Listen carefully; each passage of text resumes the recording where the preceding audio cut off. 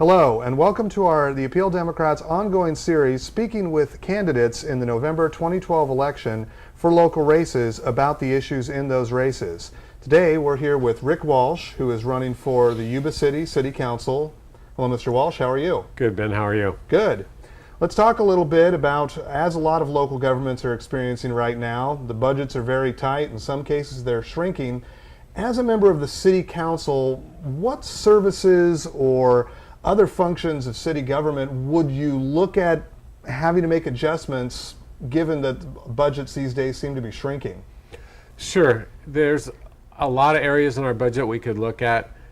We have, assistant to the city manager, a economic development director, for example, two positions.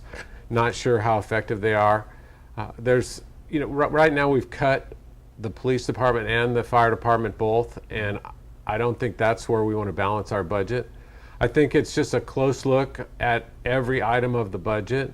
We have a lot of long-term debt that goes all the way to 2039. I know if I take a car loan out, I want to pay it off sooner. So I know that the next 2 years' budgets are also balanced because we're using reserves.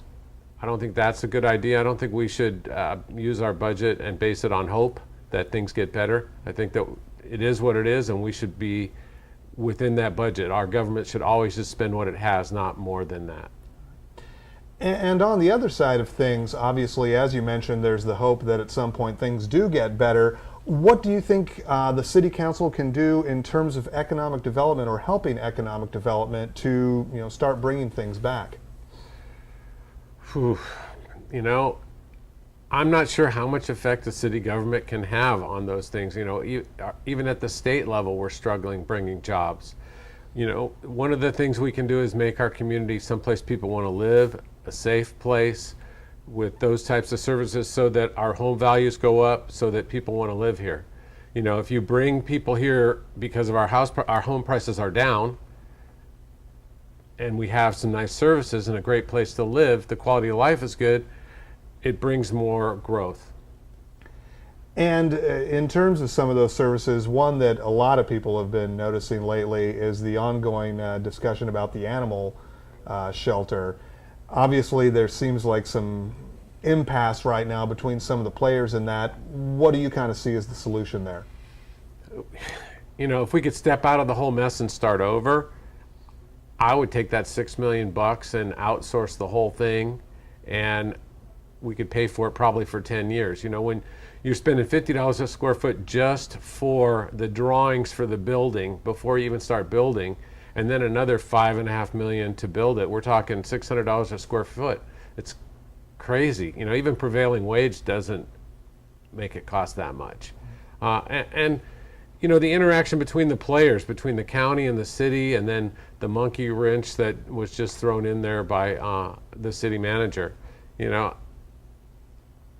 It doesn't seem like it's a cohesive group. I mean, they met last night again, and I don't think they have a real solution. I think they're just also hoping either it goes away or gets better, but I don't see any real plan or path. I would find somebody else to help us with this. Outsource the whole mess, save the $5 million, and let adopt a pet or somebody handle it. And then, too, it looks as if there is going to be an opening on the City Council even after the election with the recent appointment by Ms. McBride to a state agency. Any thoughts on how the council should approach filling that spot? By the time this airs, I'm sure they'll have that handled. I know the meeting is tonight. They're going to discuss it. Mm-hmm. I find the whole thing kind of interesting, how the resignation happened after 60 days before the election, so that way the city council really doesn't have to do anything till after the election. So I find that curious. I think they should appoint someone because we don't need to spend $113,000 on an election.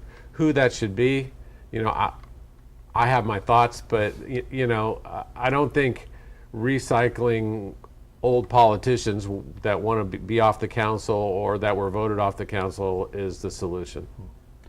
And lastly, you're making your first run for public office.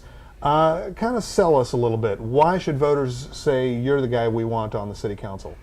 Well, I'm the only veteran running, or only person that's a veteran running. I served in the United States Air Force. Married 28 years, same woman, 3 kids, 3 grandkids. I've owned businesses here in town. Every day I come to work, I work in Yuba City. My 2 main competitors work out of the area, one in Roseville, one in Sacramento. You know, I'm here every day, 7 days a week in my town.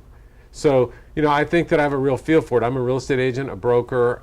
I touch people every day in the city. I understand the problems that they have. I'm in every single neighborhood. And so I see the gang problems. You know, I see people losing their homes. I see the struggle people are making their payments. So, you know, I think I'm the most in tune with what's going on out in our city. And then, you know, both my main competitors have also been on the city council or on the city council, you know, and so if you want the same stuff over and over, then you keep voting for that. And if you want to make a difference, if you want to make a change in what's going on, you pick somebody from outside that hasn't held an office and see what they can do for us. Okay. Mr. Walsh, thank you very much for your time. Appreciate you coming by. We'll be speaking with all the Yuba City Council candidates and airing their responses here on the Appeal Democrats website. Thanks, man. Thank you.